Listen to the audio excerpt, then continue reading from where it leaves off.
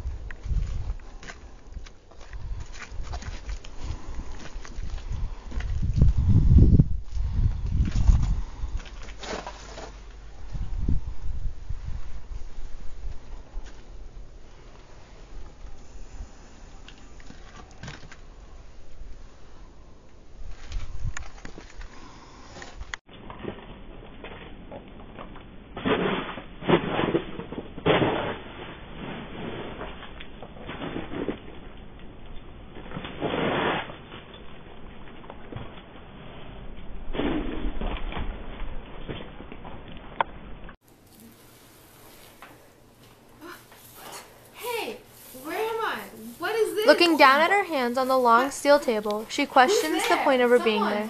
She kept questioning herself until she brought her eyes to peer up at the ceiling. As in a half answer, she looked up at a camera poking out of a corner in the small room, watching her intently.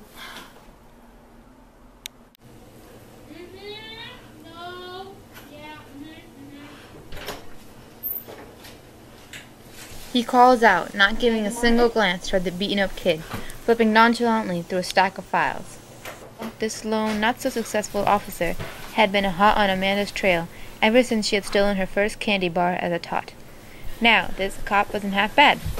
He was just never able to finish the job well enough for anyone to believe him. This can be very discouraging to a man of his nature, so much that he might want to devote his entire life to putting this one kid behind bars. Doing this can earn you a name in the police force, and not a good one.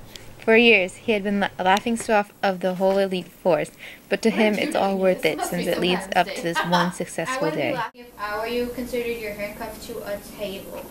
Well, I haven't felt this way in years, but that doesn't matter at all. As usual, I'm just here to see how you're doing.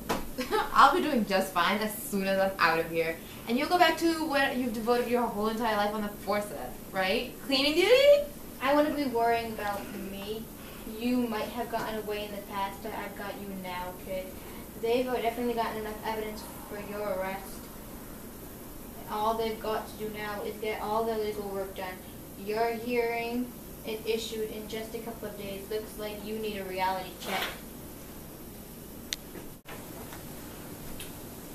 You have 3 more minutes.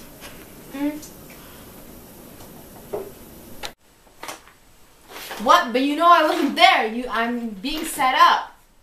And why would you think I'd help you after all you've ever done to me? I could just let the law do all its work and put you in whatever form of confinement it chooses.